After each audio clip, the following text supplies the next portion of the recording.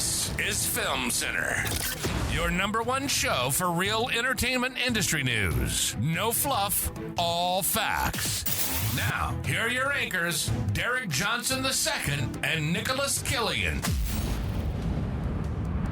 Hey everyone, welcome to Film Center. My name's Derek Johnson II. I'm Nicholas Killian. And today we're recording from the incredible Comic-Con, the LA Comic-Con. Yes. That happens here every year in Los Angeles. Me and Nicholas are very big fans. There's always a really bunch of huge stars that come here, a bunch of celebrities. And today we have our absolute favorite artist, Ozzy da Vyrus, man. Ozzy, how you doing today, man? I'm blessed. I'm good. I can't complain. I'm just here. That's awesome. Ozzy we met him for the first time last year. Right. Yes. And I've already got like 4 of your posters, man. Already 4. It's a nice collection to start. I got a nice collection started. Yeah. Ozzy has a really great art style that pulls in a lot of people. And Ozzy, you want to tell us the audience a little bit about your background? Yeah. You're actually not from Los Angeles, correct? No, I'm actually from New York, born and raised. I live out in Orlando, Queens. Oh, okay, so shout out to Queens. Yeah, I'm a Queens baby. Grew up in Long Island, spent a lot of my time there though. And art is just something that's just played like a huge part of what I do and everything that's about me. And I just take the influence of graffiti, pop culture, high fashion, all the stuff I've been exposed to being young and just go into what I love, which is anime. And that's really it. Some of these posters are more than, I would say, just anime pictures. These are works of art, man. Yeah. Especially because there's a huge range here. You also have some things done from the Looney Tunes. Yeah. There's also some work here from the Boondocks. Yep. What some people still argue as an anime, and I can see fair. Technically a cartoon, but we blessed it in. You know what I mean? We consider it like an anime in a sense. It seems like people try and copy your style here, and they just can't do it, man. Yeah. Something that me and Nicholas have noticed is some people, even the way you set up your art to present to other people, has been copied this year as of compared to last year. Do you feel that sentiment? Yeah, no, I've been doing this for about 12 years online and 5 years in the con space. And when you're doing something that's working, everybody want to copy the formula as best as they can without actually knowing the formula, so they got to eyeball it. So were you always interested in like art ever since you were like young? Yeah, nice to meet you, man. Yeah, no, I've always been into art. I tapped into other things like music and doing videos and then all other types of production at some point. But I always came back to art because that was always like the first love and honestly the thing that brought me like the furthest in my career. So how did you end up choosing drawing? Like how did that talk about the inspiration that you had you for have that? other things you were inspired? I mean drawing was always like the first. So I was always young drawing. I used to be like in high school and grade school selling like artworks out of like my binder. Right. I used to have like my dad photocopy my prints at his job, bring it into school in laminated papers and sell it for $2. So I've been hustling for a long time. Were you one of I remember back in the day when Dragon Ball Z was real popular, you had guys in the school that sell their Dragon Ball Z pictures for $25, $1. Yeah. Was that you? That was me. That was me. you? I have that story, and I got receipts. You check my Instagram, I got the old pictures from 2006 and 5 and 7. You know what I mean? Of all the stuff I used to do. And then what brought you, so just for our audience listening, as Film Center, we always record live. We're the only show on KHTS 98.1 FM. Shout out to them, obviously. Nice. That we take the show on the road. And as someone who came from New York, you're now currently in Florida. Was there a reason for that? At first, I had a job opportunity with Universal Studios. Fortunately, it didn't work out the way I planned. I was given certain incentives that I felt would be like very pivotal for my career at the time, but they did not turn out to work out that way. So without moving back to New York, I said I'm gonna just stay down here and just figure it out. And I just went hard on Instagram. I went hard on social media at the time when it was in its prime. And next thing I know, I got a fan base and a lot of people who just love the artwork. And now they're just, the ones that's just, bringing everything to life. Now, this was not obviously something that was created overnight. There's a lot of work, sweat, and tears in there. Do you think as an artist and someone who started really indie and now you're a lot bigger, what do you think was the moment for you where you're like, okay, you know what? I'm going all the way. I'm not pushing to try to do something else. I'm not pushing to hold back at all. I'm now going full throttle with this type of art. Because there's a lot of artists out there. Yeah. And we do have now a lot of our listeners are already in the industry themselves. But there's something that we love to hear is like their own where, okay, this one decided to go forward. That moment for me, I guess to wrap the question, when I decided to go hard pretty much, right. I'd all say... in. I'd say when I moved to Florida, because I was always on my grind when I was in New York as like an artist and doing stuff in music and videos and production for people. But when I moved to Florida and I no longer had that opportunity with Universal, that's like the moment where it was like, all right, I have to figure it out and get it together. Am I going to go back and start at step one, or am I going to continue the path that I've chosen, make the best of it? And I had to ultimately make that decision to make the best of it and just go hard my career at that point. And that was in 2016, so from 16 and out, I'm just still running off of that. That's awesome. One question I would have for you, because, dude, your drawings are incredible. How did you know that you were just a cut above the rest? Was there a pivotal point where you were just like, oh, I'm that dude? I never knew in the beginning, I'll be honest. I always knew that I can draw and I could create something creative. But I always knew there's somebody better than you or somebody that's going to be better than me. When I really started knowing or realizing I got something special was when I realized that thinking outside the box and being able to draw people in with simple concepts of just the way how it's put together. It's not about the way it's drawn. Mm-hmm. There's still people out there who draw way better than me. But the way how you do it, the way you put it together is what makes you different. It's not the art. It's the way you do it. It's a combination of all of the you put the soul in your art. Exactly. The way you do it, the way you market. I'm not the best artist, but I'm going to market myself as the best artist. You know what I mean? And that's really what it comes down to at the end of the day. Now, a lot of your drawings pull from multiple franchises. You spoke a little about anime. You do draw a whole bunch of other really things from TV and movies and stuff like that. And artists who are I would say on your level, have a whole bunch of inspirations. What would you say are some of your inspirations? Some of my art inspirations? Yes. As cocky as it sounds myself, man, I ain't looking at nobody else. And I mean that in the most respectful, humble way. I don't need to look at nobody else's style or what everybody else is doing. I literally just focus in like my own bubble and figure out what's best for me, what's going to elevate something I already started. I don't need to draw inspiration from anybody because I already started something that's unique to me. Right. It's just how do I keep evolving it is where I go on. So. I think that really helped keep your art very unique because it obviously stands out. Currently, we are sitting in aisle 800 of the LA Comic-Con. Yeah. And his art stand always brings a very large crowd. Everyone's already really pulled into it. When you're making a piece, because like I said, some of these pieces have multiple different franchises on there. What is your usual connect tissue where I'm going to put these two characters together? It sounds like you're talking about the LSD collection, right? What I do like on the mix and mashups. Yeah, I'm looking at one that right now is Dragon Ball Z, Bleach, and Sonic. Yeah. LSD collection. Yeah, I got two different collections. So I got the Virus Graphics collection where it's just the character by itself. I pay homage to characters that we truly enjoy and love on their own in their respective shows.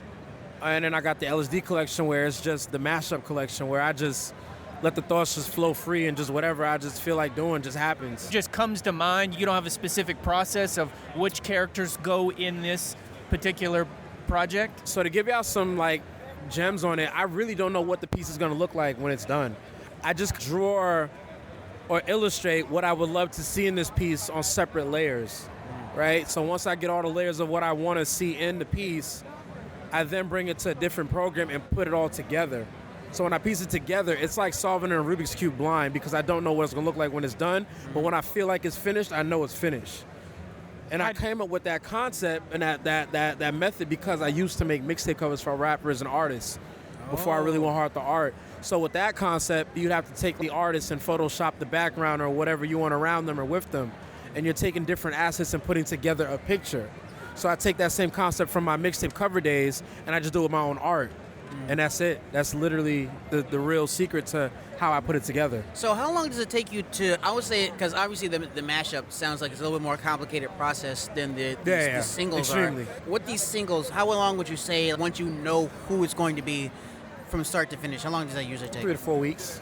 4 weeks? 3 to 4 weeks, 3 to 4 in and out a little bit each day. Okay. You know what I mean? Okay, so when you're in like the zone, because we've spoken to a lot of different people, and they usually have this sense like, okay, I'm on my grind right now. I don't feel like doing anything else. A lot of times editors describe it as a moment in which they don't even need to eat or sleep. All they need to do is just be in the zone and be in this piece.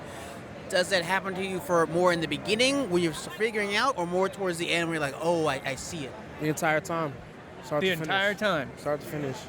One question that I would have for you is, when do you know the artwork is done? Because I know from a lot of artists, speaking to a lot of them, you can sometimes ruin the piece if you do too much. How do you know when it's perfect? You got to have that sense, man. You got to have that sense of being able to talk to yourself and know when am I doing too much and when I do just enough. And oddly enough, with all the LSD pieces, I just keep playing with it till I feel like it's it.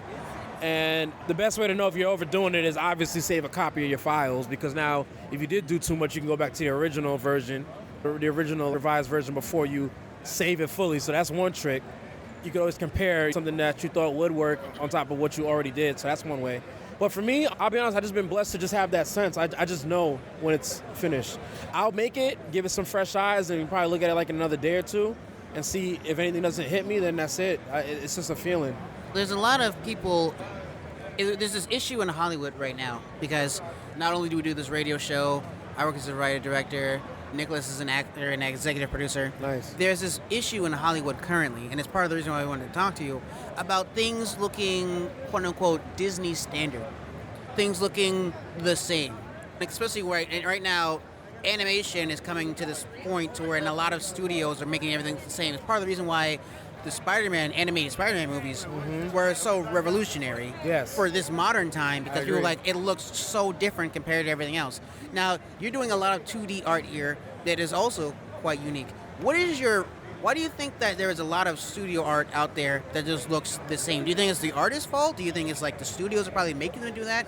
And what's your opinion on that stuff? It's what we said earlier, man. When something's working, we're in an era now where people just want to latch on to like what's working.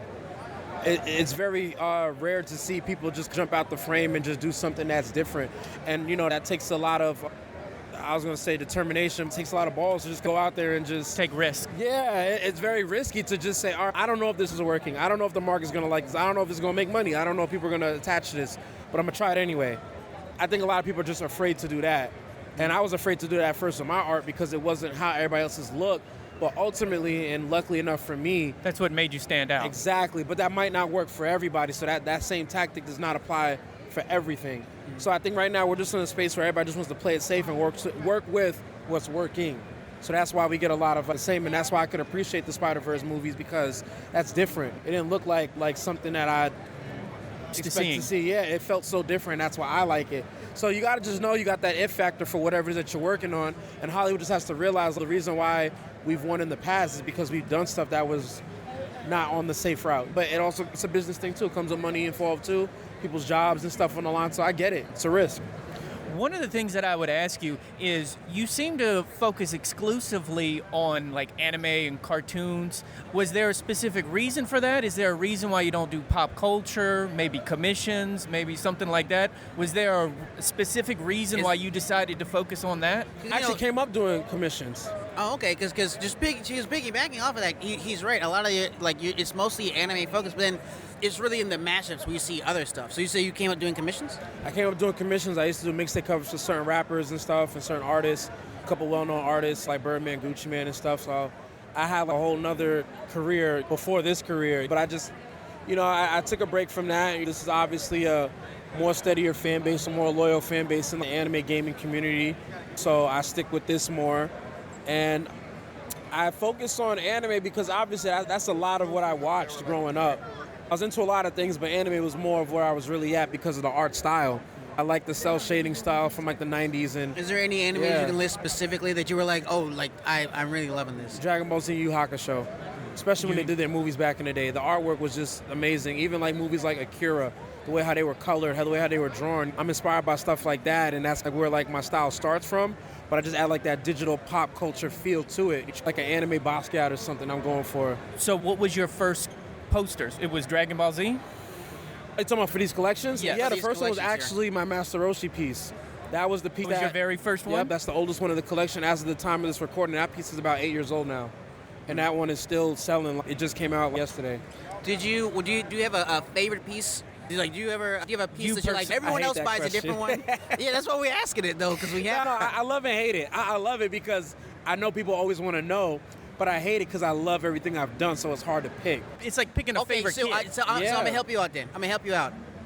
Out of the fresh ones you've made this year, Which one do you think shows the best of your abilities? All of them, because I put the best ability in each of them at that time. That's why it's so hard to answer that question. When I made that master orchestra, that was the best at my time. That's why it's still standing the test of time in my catalog. Right. You could probably look at it and I'll tell you it's old, and you'll say, okay, I can see the difference in Ozzy's work in the last 8 years, but it's still so good. It don't feel like, okay, yeah, I just BSing it at that time so it don't sell as much. It's still, people still pick it up. Yo, this is fire.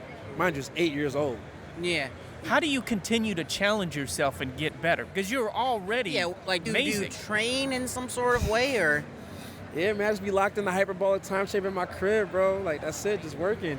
Yeah. But no, on a serious note, no, it's what I said. I don't pay attention to much other artists in the most respectful way. I watch their moves, I watch what they're grinding, where they're going, what they're doing. But like their art, I really don't like to watch anybody else's art style because I keep it all within my own mind, my own sanctuary, whatever. You don't want to be influenced. Exactly. What you're doing is already the best. I'm influenced off of the basics, the stuff I grew up into, the stuff I like, the stuff I've been exposed to, and the type of style, maybe. But I've evolved it based off of that, and I keep it all in the same mindset to evolve what I already started with. So this way, there's no... Because you walk around here, and they have similar paintings, right? They have similar projects, but it doesn't have that it factor that yours has. What strikes me as very interesting is, like, some of them, it wasn't even like this last year. We did not see as many, I don't even want to call them copycats because that seems a little far, but your art style has obviously influenced the LA Comic Con at least, and especially even the way you present your art to others. But I want to go back just a little bit because you mentioned graffiti earlier, right? Was that like where you first started? Like where you first started like looking at stuff and that piqued your interest at first? You know? Yeah, graffiti was always interesting. Obviously, growing up in New York. Because you're from New York. Yeah, it's like you see graffiti it central. everywhere. It's a part of New York. Were you ever into tagging? No, I never got into it. By the time I got really into art, I already had digital on a tablet, so I never got into that. But I love to try on the canvas, obviously, something legal in that sense. But I try to get the influence of how it feels in the art a little bit. So like the paint drips, the paint splatters, the random color strokes and lines just throughout the piece. I take those little parts along with all my other influences, pop culture, jewelry, fashion, sketchiness of the art and the line work, put all that together, and that's literally like the main ingredients to an Ozzy piece. But the way I do it is its own measurement, and that's where the copycats or the people that are highly inspired, are not getting because they don't know the right measurements of those things. They just know what I'm using. Right, and as an artist, they often say an artist doesn't translate to a different medium. Instead, an artist dominates in a different medium. Yeah. So you just said you would be tagging and stuff like that. Obviously, tagging it's going to look different than something you would do digitally, right? So if you were to go into tagging, do you think there's anything that you would bring from your specific digital style over? I try to bring as much as I can over, and then figure out what else I could do new that I haven't been able to do on digital. That's it. I literally try to bring what I know over, but just try to add something a little different in terms of flavor to it. Okay. You know what I mean? It seems like I would have a question for you about the fact that you never want to get bored, right? So how do you keep yourself interested in doing it? Is it by constantly challenging yourself? What are you doing? Is it discipline or is it motivation? It's a little bit of all that. Coming to shows and seeing people enjoy the artwork. Like I said the other day when y'all came, showed me that story. Stuff like that is what keeps me going. Seeing how much people enjoy the artwork keeps me going. Like I've even heard some sad motivational stories where there was the guy who gave his art, who brought one of my arts for his sister, rest in peace, before she passed away, and that made her day. Stuff like that is hard to hear, but it's motivational because I never know what the art's doing for people. I'm just in the house just creating it, or I'm traveling making it.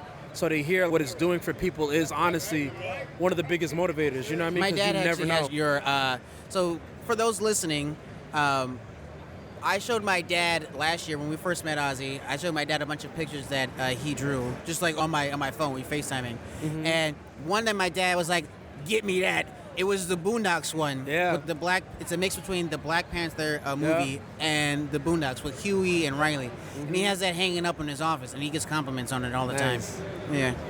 One thing that I would like to go back to is you say you get in a hyperbolic chamber whenever drawing your projects, right? And then when to know when to stop. Do you consult anybody? Like whenever you're done, do you say, hey, what do you guys think? Or is it just all Or do you just like, okay, I know this is going out? I know this is done. Because like you said, it's a risk. There's a lot of artists out there, both professionally. Now, our audience is mostly professional, but a lot of people out there, professionally and amateur, who are like, they do a lot of second guessing. Not only that, as part of the professional space, like we work in movies, right, and radio, so there's a whole bunch of people giving us notes consistently and things like that. You're more like the captain of the ship. So is there someone that you rely on for your taste or something? I might ask like a couple friends and personal people like in my circle, hey, what do you think? But it's really towards the end when I'm already excited. I just want to see what somebody will say. Maybe another fresh pair of eyes will see something that I'm not seeing or give a suggestion I wasn't aware of. But it's very rare. It's very rare. I'd say probably 10% of the time I'm probably asking somebody a little something, but 90% is usually not. I stand on what I finished. I know it's going to be good. That's awesome. One of the things that I would say is you've previously said that you don't know what you're going to draw once you start drawing, right? When it comes to the LSD collection, I don't know how the piece is going to look when it's done. I just have a crazy quick idea, like a rundown of what I want to see in it, and then hopefully it makes it to the final. Because what I was going to ask you is how do you know the next thing you're going to draw? So in the beginning, it was just whatever I felt like. And now that it's more of a business and like a whole operation now, it's more of whatever the fans suggest mixed with what I want to do.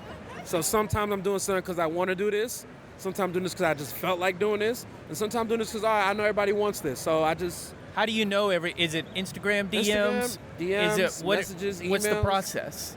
All of that. Everybody just... Hey, people coming up to me in shows, telling me I just keep a mental note of what people want to see, and I just... Read my comments, read my DMs. When one specific character is overwhelming, you're like, I guess I got to create this piece? Yeah, pretty much. I hear a lot of times that people will, specifically artists, will a lot of times draw or write or something that they don't see represented in line. Mm-hmm. Do you find yourself falling into that category sometimes, or are you more like to market? It's a little bit of both. Sometimes I just draw characters that people aren't really looking for, but by the time I draw it, I might change your mind and be like, yo, I wasn't looking for this, but I'm going to take it. What is the most recent show that you've drawn for it? Because there are some characters here where you've done that show or that movie previously. You've done art for that previously. What's the freshest show or movie that you've decided to do art for? The latest piece I got as of this recording is Kenpachi from Bleach. So that one is pretty sick. You know how to show Kenpachi's Araki. Yep, I had to show him some love, so that came out pretty fire. Outside of that, I just listen to the people, man. I read all my DMs, I read all my messages. Text messages, emails, when people tell me at shows, and I really just piece together what people want to see, and that's it. So this is obviously a big operation if you're going from Florida. We're in Los Angeles. We're recording here at LA Comic-Con live. Those of you who are listening, LA Comic-Con, they'll be probably listening to after the Comic-Con's over. But for those listening, is it really hard to get because you have all your merchandise and stuff here, is it really hard to take all that from Florida? Do you have someone, is it stationed out here?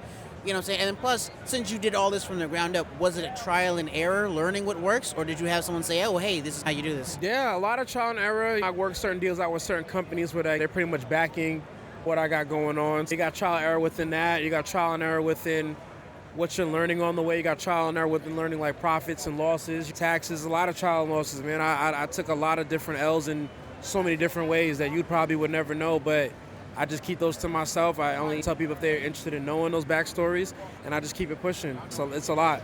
It's not easy. Is there ever going to be a point that you would move to Los Angeles from Orlando? Nah. Would you have to get to a certain level?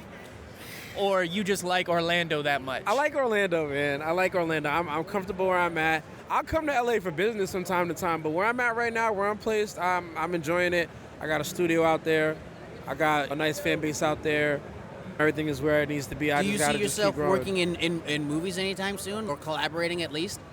I mean, look, if the opportunity presents itself and it makes sense, I'm willing to do whatever to push my career forward. So, do you have any animation that you're doing, or are you just strictly 2D for right now? I'm working on my own manga right now.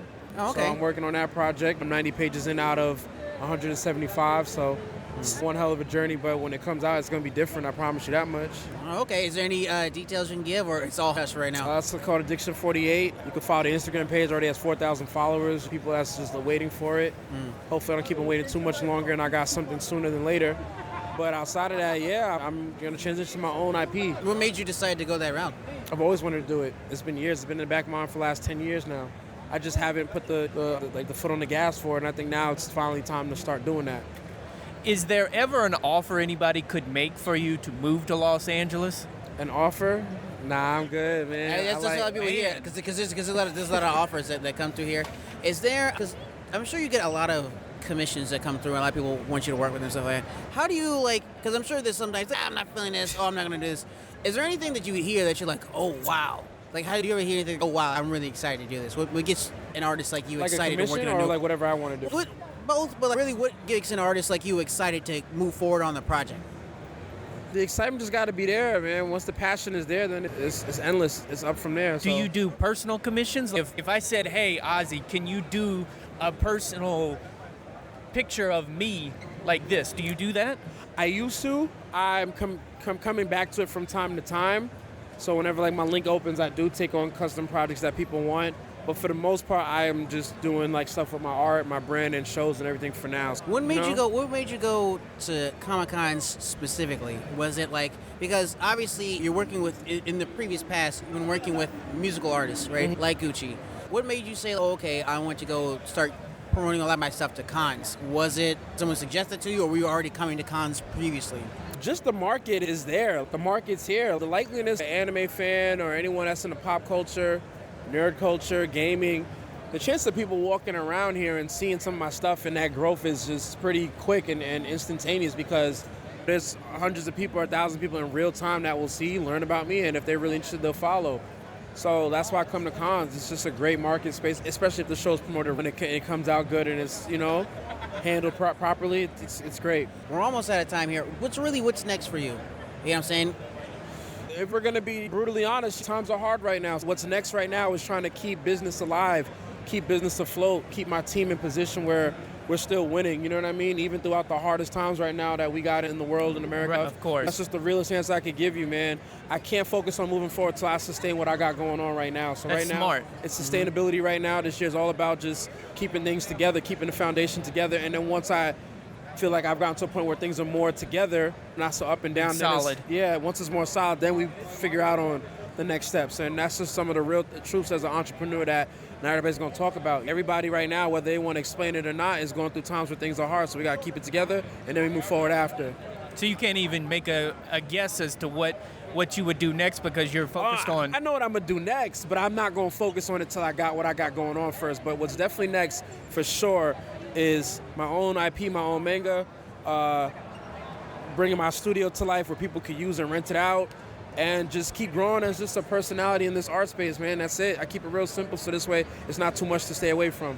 Thank you so much for sitting down and talking with us. Yeah, Ozzy, you are our favorite artist, man. I really appreciate you sitting down with us, giving us a couple minutes of your time. More than a couple minutes, but of course. So where can people follow you? Go ahead and give them the socials or when they can contact you. Anything. Yeah, for sure. Make sure y'all check me out. Ozzy _DA_VYRUS. Ozzy Oz the Virus. Check out my new website, OzzyTheVyrus.com. So OZZYDAVYRUS.com. I have discount codes for all my products, where I'm going to be at for shows, downloadable digital products like emotes and stuff, sticker packs for phones, all type of cool stuff. I have the credit card skin. Oh, yeah, credit card skins, yeah, all the affiliates now. Oh, yes, I do have an affiliate page now, so people who are out here stealing, you can go on my page to find out who's official, because if their logo's not on that page, I probably 9 or 10 times do not work with them. I got tons of cool stuff on my website that I actually just dropped last week, so make sure I check that out, OzzyTheVyrus.com, Instagram, OzzyOzTheVyrus.com, and honestly, once you see those two, you'll see everything from there. All right, well, fantastic. Ozzy, it's been really great. And those of you listening, obviously you can hear his determination and his passion, and really in this industry, that's what it's about. Well, guys, this has been Film Center. My name's Derek Johnson II. I'm Nicholas Killian. And we're here with? Ozzy Oz the Virus, one of the coolest graphic designers out. Yes. And we'll see you next time. See y'all. This has been Film Center on Comic-Con Radio. Check out our previous episodes at filmcenternews.com. Sign up for our newsletter and get the Hollywood trade straight to you. You can follow the show at Film Center News on all major platforms. Tune in next week for a fresh update. Until next time, this has been Film Center.